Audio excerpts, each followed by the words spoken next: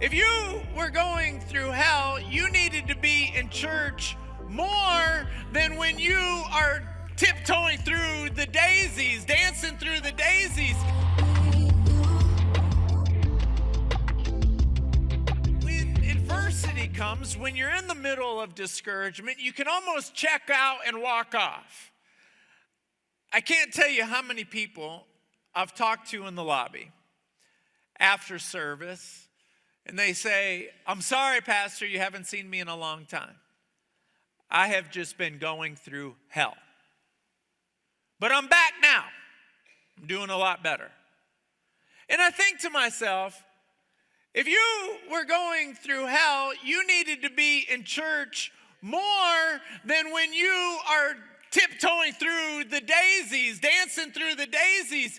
It's when adversity comes is when we need to be worshiping the most. I'm tired of talking. Okay, help me out. I'm tired of talking to people that say, "I don't need to be in the sanctuary of God. God's everywhere." I'm like, come on. That's called personal theology.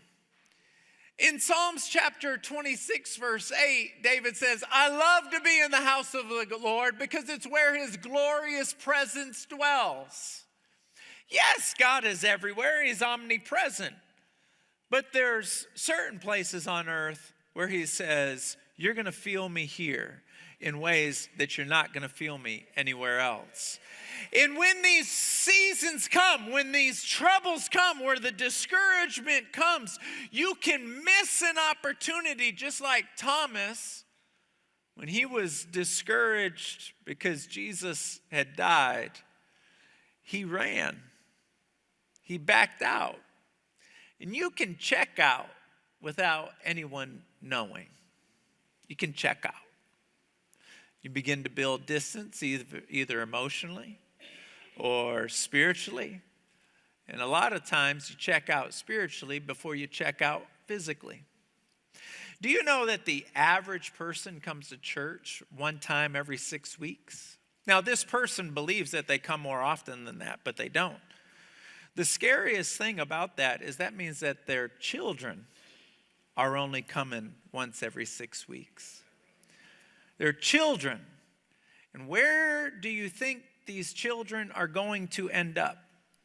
They weren't raised like you were. Your parents drug you to church, and if they were in town, you were in church. That's not the way this generation is raised.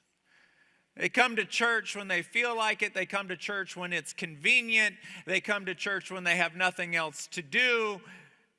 But the children, do you think your children are going to grow up and want to go to church and prioritize church more than you? And come to church more than once every 6 weeks? I'm going to go to church more than my dad.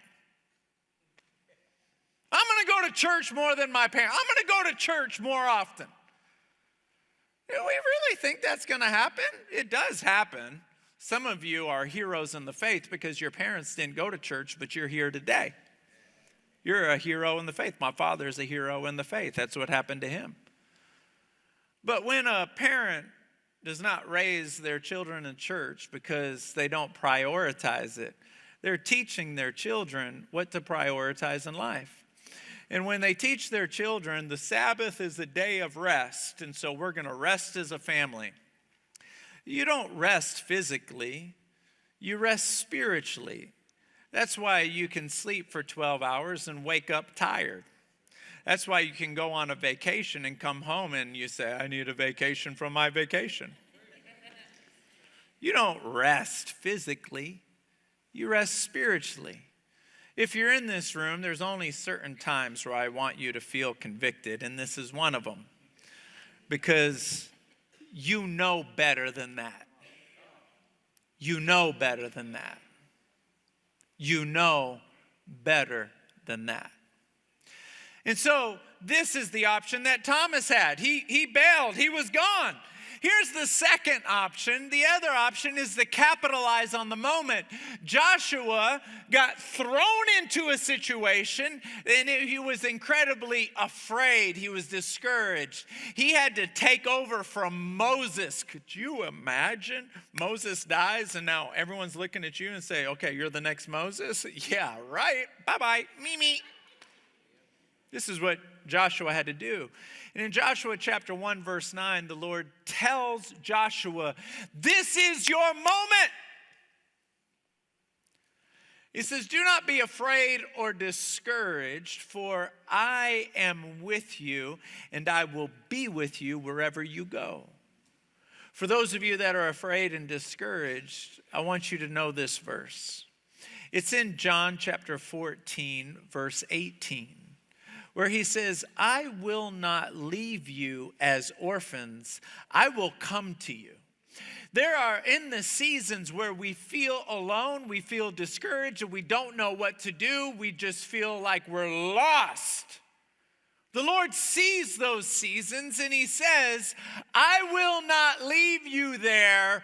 I'm coming for you. I'm coming for you. And in the moment that you're in, you just think, I don't know how he's going to come for me.